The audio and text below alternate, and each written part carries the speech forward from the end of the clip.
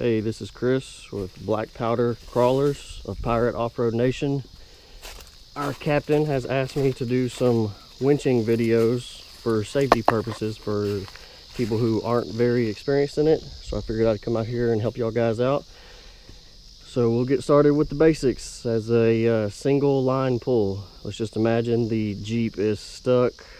Let's call this a muddy hill that you just can't get enough traction to get over, so you need the winch line pull to that tree there. So we'll just make it a single line pull. Before I get to do anything about even touching the winch line, I make sure all my gear is out that I'm going to need for winching, and I also concentrate more on safety more than anything. For safety, it's going to be this mat here. It's going to go over the line for a counterbalance, and the same thing for a rope that I have here. I usually use this bubba rope for winching, but I will use that as a counterweight now. When you're winching, you always want to have at least one glove on the line hand. So I put that glove on. I make sure I put that on before I even plug the winch in. You want to make sure you take care of safety before you even think about winching. Another thing that is not used much in the off-road world, probably should be, but people don't concentrate enough on it, is to lift your hood while you're winching.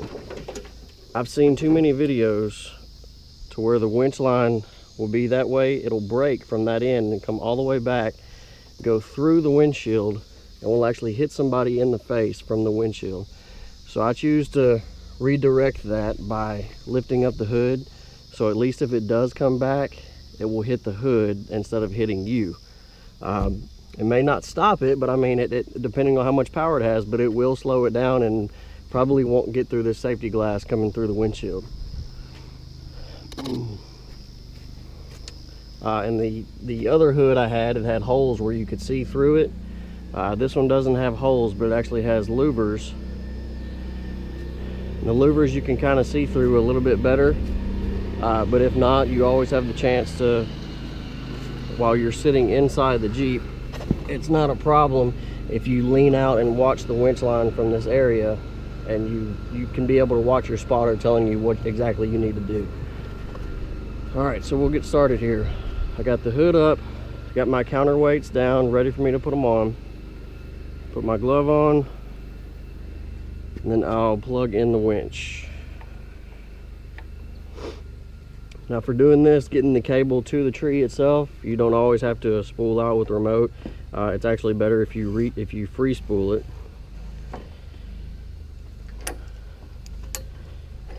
So we're pulling this all the way to the first tree point. We're going to do a single line pull right now.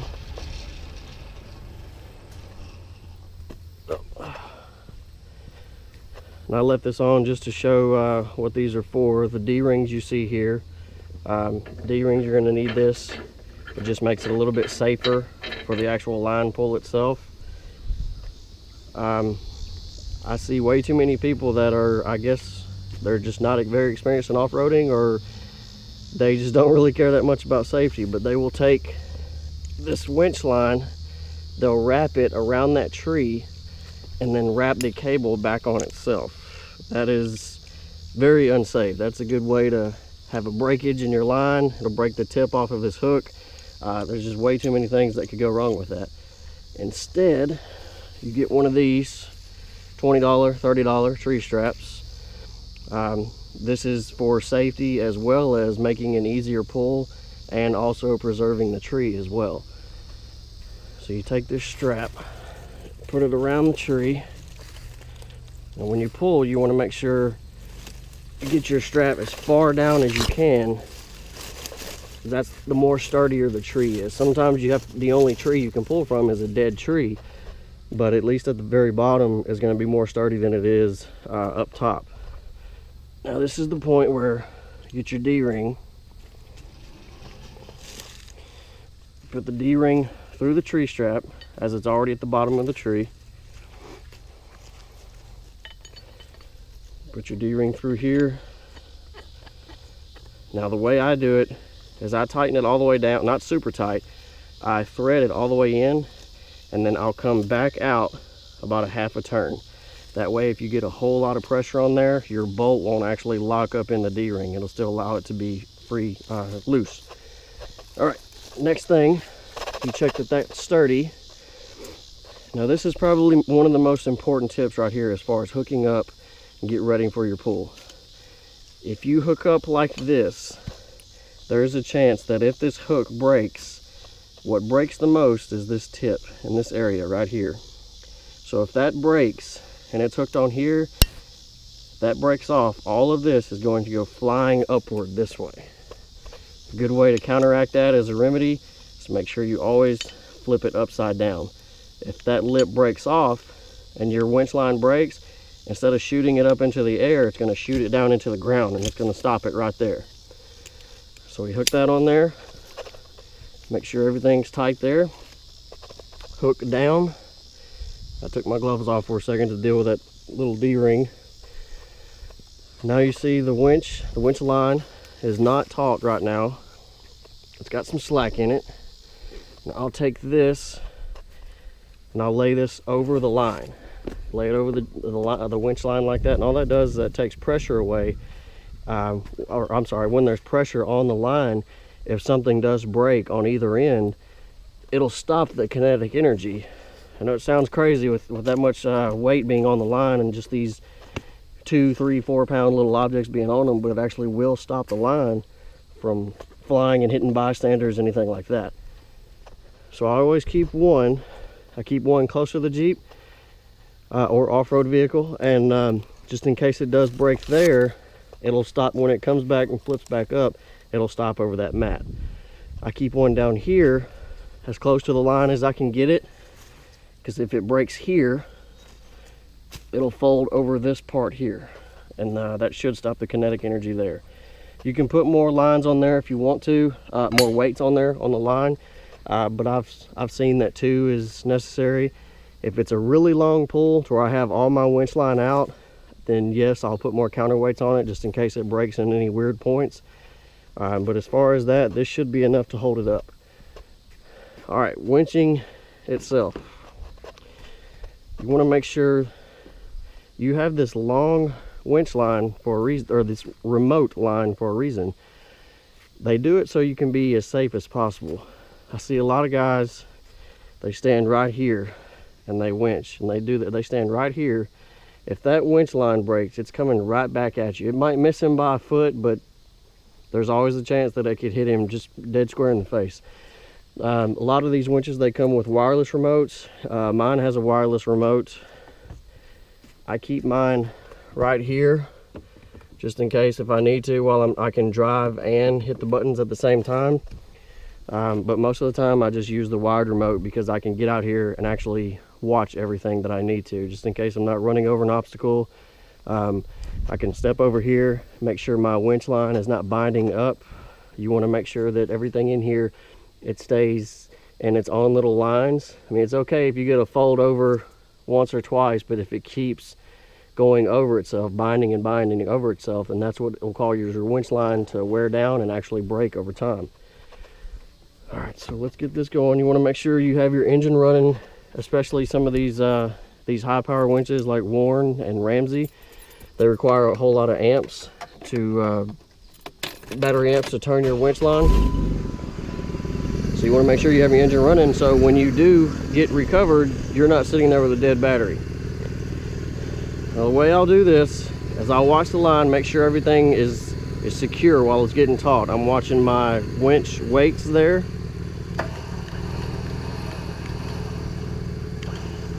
Oh, see, there's another teaching thing.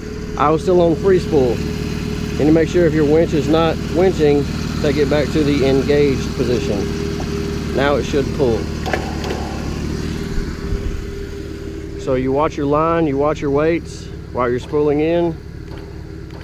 I'm just watching it to make sure everything is tight and it's not falling off the line, because those are very important for your safety. And at this point, I tap it until it gets tight on the line. Then when it takes up all the slack, then I'll actually start pulling.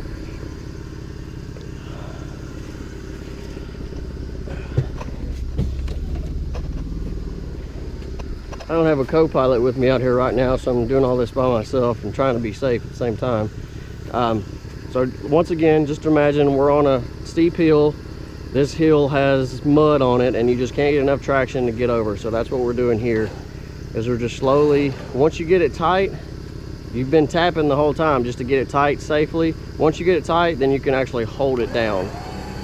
Start winching your vehicle up. Now another thing that I didn't go over that I probably should at this point, you see that since this line is real tight, it has a whole bunch of kinetic energy in it right now if it were to snap. You want to make sure yourself and all of your passengers, bystanders, spectators, whatever, you want to make sure that they're offline from that winch. Do not stand up here in line with the vehicle. Do not stand over there by the tree. You want them offline this way as far as possible. There's a very, very, very small chance that that line is actually going to break and come this way or go the other way. It's going to go to the Jeep or to the recovery point. So once you've got everything tight, you can just hold that button in and just let it reel itself in. Now at this point, if you did have more than one person, yes, it's very smart to have somebody in the Jeep and actually helping you along with the winch pull itself. These winches are very high rated and they're very tough, but there's no reason to strain your winch if you don't have to. If you're going up a hill, you're going up a climb, mud, something like that, it's a lot of weight that this winch has to pull, especially on battery power. If you're running a stock battery, it's best to get in there and throttle a little bit. When I say throttle, I don't mean put it to the floor.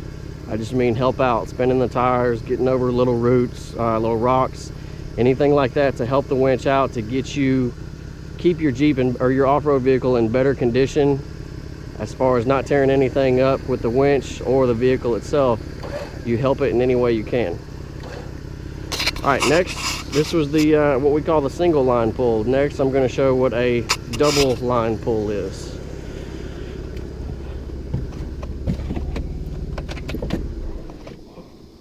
All right, with the double line pull is if you needed more power from your winch, if it wasn't quite pulling the weight. There's been a time where I was pulling a friend. We were on about a 51 degree incline, and he even had a TJ, which was actually pretty light. But at that point, even with this winch, it's a worn Xeon winch, it was still struggling, and it was just taking more power from the winch than it needed to. So a way to amplify your power from the winch itself is to use a snatch block. A snatch block is this here. All it does is it's a pulley system that distributes the weight more. Arguably, they say it doubles the power of your winch. Don't get me quoting that because I haven't done the science on it, but that's what they say. So the way you do this is you got a snatch block and it opens up this way. So what you'll do is you'll get your winch line, you'll run it through your snatch block like this, close the snatch block back up, and then the actual, where you had the hook before, this hook is going to go back to the vehicle itself because it's a double line pull. Where you had the hook before in the D-ring, that's where your snatch block is now going to go, in the D-ring. See, it wasn't that hard for me to get that D-ring off this time because I did that half let off thread when I did it last time. Let's see, let me free spool this again so we can play with the line. See, free spool here. That'll allow you to take out the line as if you need to. So I'll pull this line out further, get it to this D-ring here.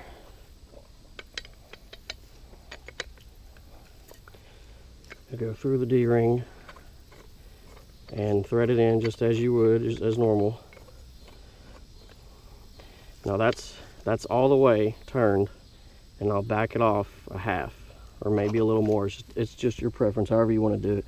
The point is, don't get it as tight as you can because that will lock up. The pressure that it puts on those, it'll seize right there, and it will actually be hard as can be to get that off of there. So now at this point, I'll pull this line all the way back to the vehicle.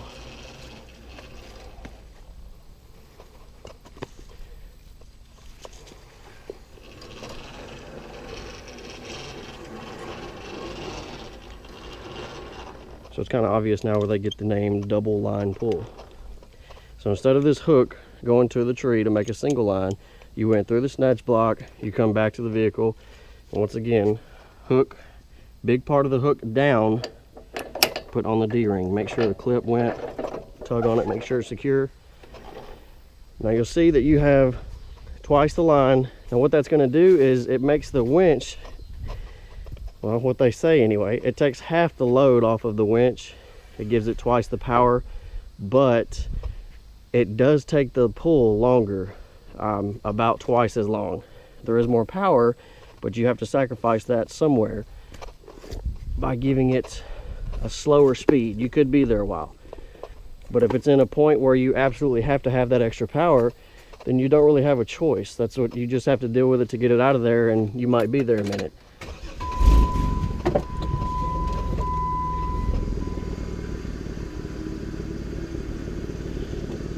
Okay, so I was just going to show you the double line pull as far as how much slower it is. You can skip back on this video if you need to compare it, the single line versus the double line pull, but you'll see that it's actually quite slower. All right, so your winch line is going to stay put, your hook is going to stay put, everything is going to move through your snatch block. So you may have to watch a snatch block area as far as your weight's coming up. You notice I put this weight closer to the vehicle, but I put that weight to where it's already past the snatch block. You may have to move it again depending on how close it gets. But this is your double line pull. Get it taut by tapping it, slowly tapping it. You see the vehicle start to move. Then is when you can hold the button. You'll see how much slower it is than a single line pull.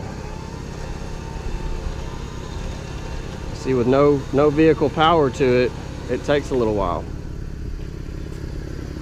Winch line weight got a little bit closer, so you move it back down. So this hook here, going to this weight, should stay stationary or pretty close going through that snatch block. The thing that's moving is this line is going back in, being sucked back up to the off-road vehicle. So once again, I'll show you how slow it is in a double line pull.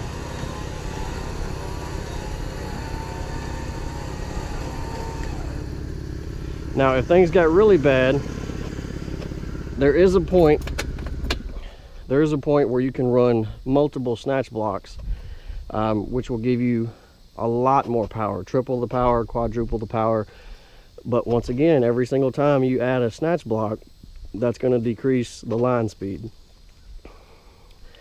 As far as hooking this down, as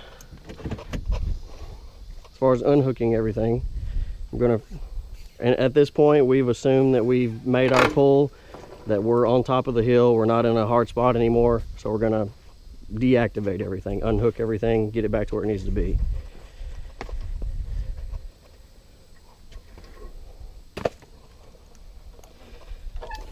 Putting the winch back up, as far as spooling it back into the vehicle, is where a lot of safety mistakes are made. And if I had to admit, to be honest with you, that's where most of my mistakes are made too. Luckily, it hasn't been any costly mistakes. It's things that you're doing when you're trying to get done in a hurry, but it is stuff that could be catastrophic if you don't watch out. One of the things I noticed is when guys are trying to put their line back in perfectly, what they'll do is they keep their hand right here while they're spooling it in. And I've actually seen pictures of some guy. I have a friend that has actually gotten his finger, I think it was his thumb, actually got his thumb sucked up in there and ripped up half of his thumb pretty bad.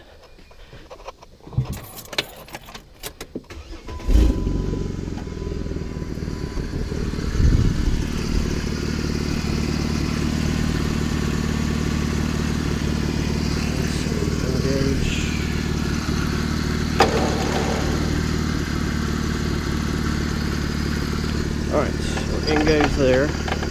You see that line right there that's not going straight as it could be? I'll pull it back until it looks like it's pretty straight, and then I'll start spooling.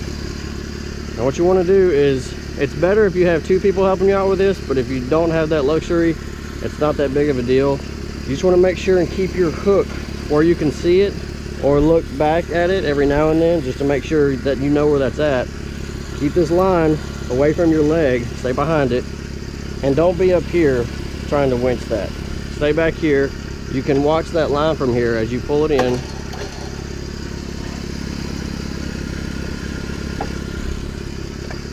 Pull tight on that line, make sure you got all the slack out of the cylinder in there, and then keep tension on the rope. This is where your gloves come in handy. This is a canvas glove.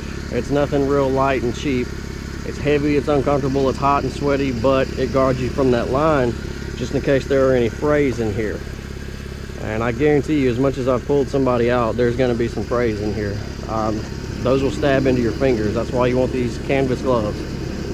Another thing, just on preference, that's just my opinion, but I'll start on one side and slowly tap it in, and then when it gets going on a good track, then I'll just hold it, and it should feed itself on a pretty good line. You'll see right there in the center, it's actually going, it's feeding itself more to the right without me even moving it. Now, like I said, every once in a while, just stop and take a look, make sure your line it's not around you or it's not hooked on anything else, and then keep going at it again. You'll get to the end of the line here on this side, and you'll want to pull your line back this way a little bit. It doesn't have to be extreme like this, but just pull it, advance it this way to let it know that it's coming this way now. See what I did? I pulled too much there, and now we have this big layover right there. That's what you don't want, is that layover. So I'll back it out, not make so much as a pull that time. I'll keep it straighter, let it correct itself. Now the lines are staying straighter, they'll make another spool there. Now when it gets this close to it, I grab the hook here, and it's good if you have one of these. I know Warren, Smittybilt, and a few others, they have these tabs that go with the hook itself. It's smart if you hold the tab, not the hook, because when you're wrenching that in, you wouldn't want to get your finger, I keep mine locked here, you wouldn't want to get your fingers caught in between there. So I'll hold this tab, make sure it's still tight, because I want that winch line tight in there. Tighten it up until it gets pretty close to it. And then I'll put this down, so I know for sure I'm not going to press a button and suck my finger up in there. I'll put this down. I'll hook this on there. Most people I know, they hook these, if they don't have this crossbar like I do, they'll take this down and they'll actually hook it on their D-ring, or they may have their holes in their stinger, they'll put it in the holes. I just put mine right here. It looks a little better and it's easier for me to get to. Now once that's tight, see right there, it's making a little bit of slack right there. You have to make sure, stay away from this. I know I keep saying that, but bring it tight out a little bit, pick this back up, and then slowly tap in to where it gets a little bit tighter.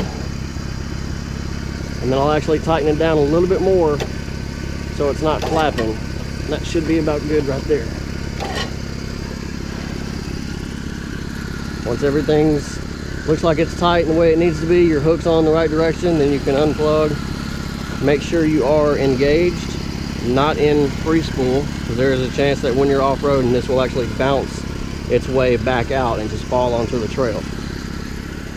Make sure you pick up all your gear, don't leave any trash that wasn't there before you got there. This was a single and double line pull, and I'll be back with some more videos to show you as far as different techniques.